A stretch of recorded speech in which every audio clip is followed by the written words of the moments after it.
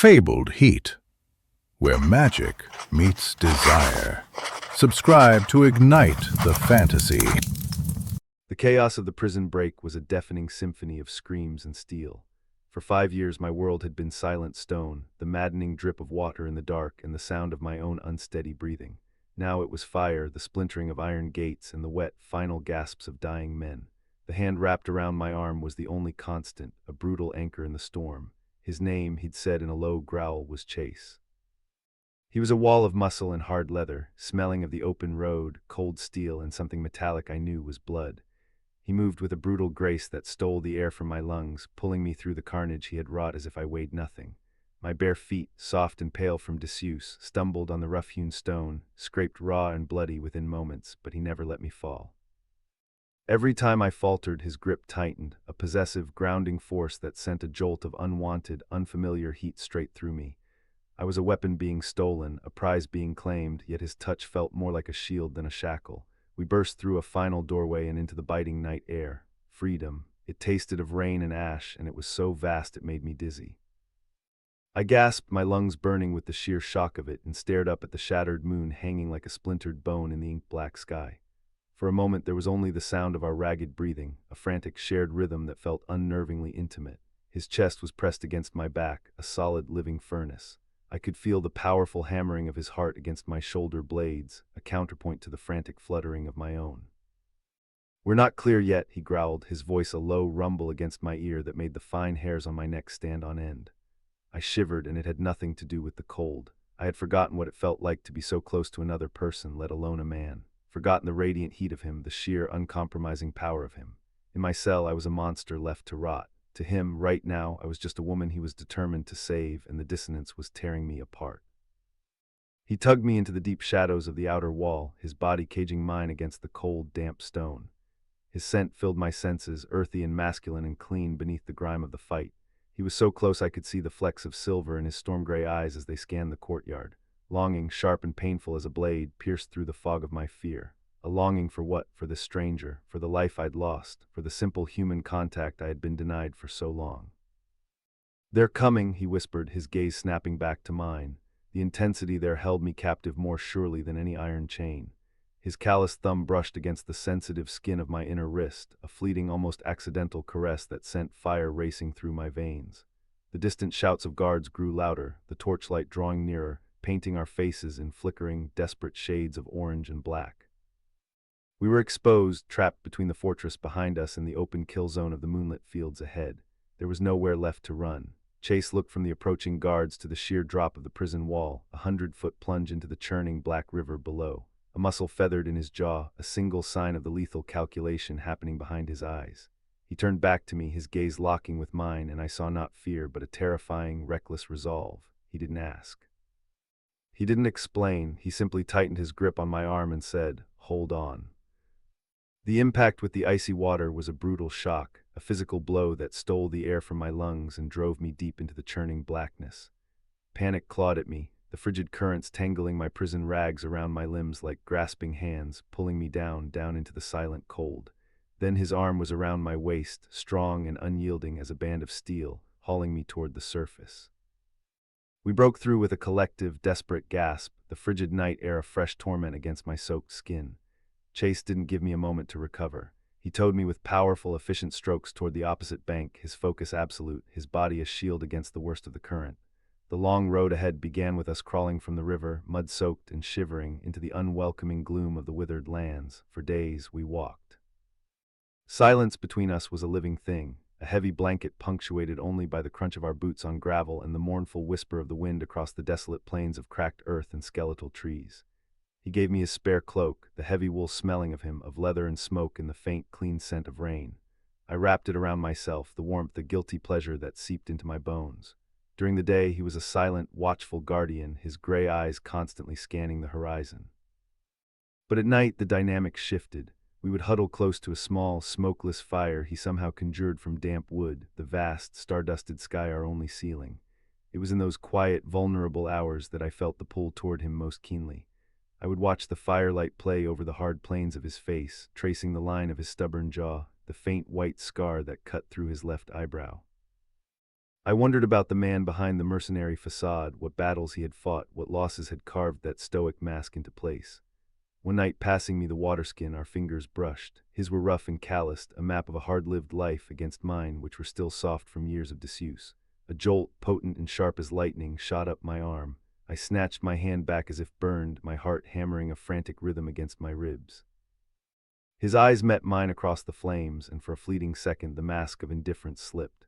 I saw a flicker of something raw, something that mirrored the desperate, unnamed ache in my own chest. He looked away first. As we traveled, the magic inside me, so long dormant in the nullifying stone of the prison, began to stir. It was a faint tingling in my blood at first, a low hum beneath my skin that grew stronger and more insistent the farther we got from that cursed place. It terrified me. This power was why they had locked me away. It was a tempest I could not control, an ocean that threatened to drown me.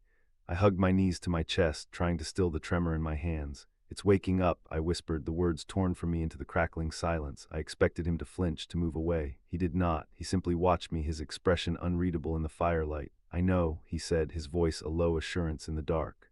"Let it." His calm acceptance was more unnerving than any condemnation. It made me dare to hope. After another day's relentless trek, a structure appeared on the horizon, a dilapidated inn, a lone, sickly yellow light flickering in its window, a supposed safe house. "We rest here," Chase announced, his voice tight with fatigue. But as we drew closer, the tingling in my veins sharpened into a piercing scream of warning. The air grew thick, heavy with the stench of rot and dark, ancient power. This was no sanctuary. A wave of nausea washed over me as I felt the malevolent energy radiating from the building, an ancient hunger that was awake and aware and waiting for us. "Chase," I choked out, grabbing his arm, my nails digging into his leather sleeve. "It's a trap." His reaction was instantaneous. He didn't question me, didn't hesitate for a single heartbeat. He simply shoved me behind him, his body a tense shield in front of mine as his hand went to the hilt of the massive blade on his back. The warmth of his back seeped through my thin tunic, a stark, reassuring contrast to the chilling dread that gripped my soul. "What do you feel?" he murmured, his voice low and deadly calm, his gaze fixed on the malevolent light of the inn. "It's old," I whispered, my voice trembling as I tried to put words to the pure wrongness radiating from that place. "It's hungry, and it knows we're here." We retreated, melting back into the shadows of the twisted trees, giving the predatory in a wide berth. Our new path plunged us into the gnarled depths of the blackwood. The forest was a different kind of prison, its canopy so thick it blotted out the moon and stars, trapping us in a suffocating, earthy darkness. Here, away from the inn, my reawakened senses flared, a strange, primal part of me seeming to understand the forest's treacherous paths and its hidden dangers.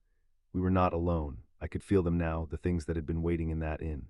They were hunting us, slithering through the shadows on unseen feet, their malice a palpable stain on the air. A sudden, searing pain tore through my calf. I cried out, a sharp, broken sound, stumbling hard to the forest floor. A thorny black vine, unnaturally strong and barbed like a razor wire, had wrapped itself around my leg, its thorns digging deep into my flesh. Before I could fully process the attack, Chase was there, his blade flashing once in the gloom, severing the sentient vine with a single, clean stroke. He knelt beside me, his movements efficient and sure as he ripped a strip of cloth from his own shirt. "Hold still," he commanded, his voice softer than I'd ever heard it. He gently probed the wound, and I hissed as his fingers brushed against the inflamed skin. His touch was meant to be clinical, but it was electric. Every point of contact sent a shower of sparks across my nerve endings, making the muscles in my leg twitch. The world narrowed to the feeling of his hands on me, the intensity of his gray eyes focused on my injury, the clean, masculine scent of him overwhelming the damp earth of the forest. I felt a tear slip down my cheek, hot and shameful, born of pain and fear and a desperate, pathetic longing. "This is my fault," I choked out, the words thick with self-loathing.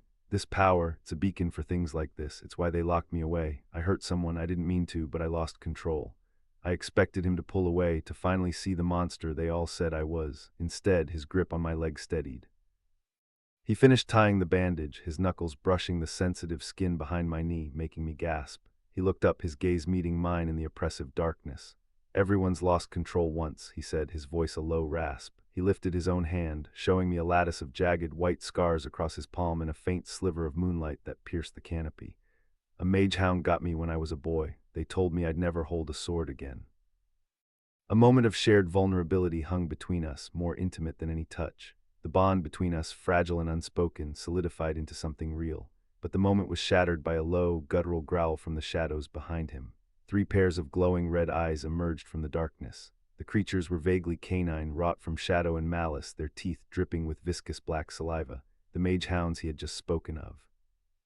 Chase was on his feet in an instant, his sword a whisper of steel as he drew it. He stood between me and them, a lone warrior against the encroaching night, one-lunged. He met it with a deafening clash of metal, but two more were circling, flanking him, their movements supernaturally fast. He was skilled, a blur of deadly grace, but he was outnumbered. I saw one of the beasts dart past his guard, going for his unprotected side, and a cold terror, colder than any river, seized my heart. I knew with sickening certainty that he was going to die, and the only thing that could save him was the volatile, destructive storm raging inside me. The choice was no choice at all. I would not watch him die for me. I would not be a damsel cowering in the dark. I closed my eyes, reached for the maelstrom inside, and for the first time in my life I didn't fight it. I let it break free. The power didn't just flow from me, it erupted. A wave of pure, white-hot energy blasted outwards, silent and absolute. The world went white, then utterly black. I woke to the smell of ozone and pine needles. I was lying on a bed of soft moss, Chase's woolen cloak tucked carefully around me. He was sitting a few feet away, tending to a small, crackling fire, but I knew he had been watching me. The forest around us was strangely, deathly silent. The ground where the mage hounds had stood was a crater of scorched, glassy black earth. The very air still hummed with a residual power that was terrifyingly familiar. It was mine. He turned as I stirred, and his eyes, when they met mine, held an entirely new expression. It was a complex mixture of awe, a healthy dose of fear, and something else, something deeper and more intense that made my heart stumble in my chest. The dynamic between us had been irrevocably altered. I was no longer just the fragile cargo he was protecting. He had seen the monster. I pushed myself up, my muscles aching in protest. Are you going to leave me now? The question was a bare whisper, exposing all my fear, all my vulnerability. I expected him to nod, to tell me I was too dangerous, that his contract was fulfilled, whatever that contract was. He stood up and walked toward me, closing the distance between us until he was kneeling in front of me, bringing us eye to eye. The firelight cast his rugged features in flickering shadow. "Leave you," he said, his voice rough with an emotion I couldn't name. "Eira, I didn't come for you because someone hired me, not just because of that." He took a breath, the confession seeming to cost him something. "I was sent by the Hidden Circle, my family. We've been searching for someone with your kind of power for a very long time. You're not a monster, you're just untamed." The words settled over me, a balm on a wound I didn't even know I had. He didn't see me as a weapon or a curse. He saw potential. He saw me. He reached out, his calloused fingers gently tucking a stray strand of hair behind my ear. The gesture was so deliberate, so tender, it shattered the last of my defenses. His thumb stroked my cheekbone, and I leaned into his touch, my eyes fluttering shut, surrendering to the simple, profound comfort of it. This was what I had been longing for, not just freedom but connection, not just a protector but a partner. "We know a place," he continued, his voice dropping to an intimate murmur. "A sanctuary in the spine of the world mountains. They can teach you, help you control it." He paused, his gaze dropping to my lips. The space between us crackled with a tension that had nothing to do with magic or danger. It was pure, unadulterated want. "I will not leave you," he vowed, his voice thick with sincerity. "I'll take you there myself, and I will stay for as long as you'll have me." His promise was everything. It was a new beginning, a path forward where before there had only been a dead end. The future was still uncertain, the danger far from over, but for the first time since they threw me in that hole, I was not alone. And as I looked into the depths of Chase's storm-gray eyes, I knew I never wanted to be again.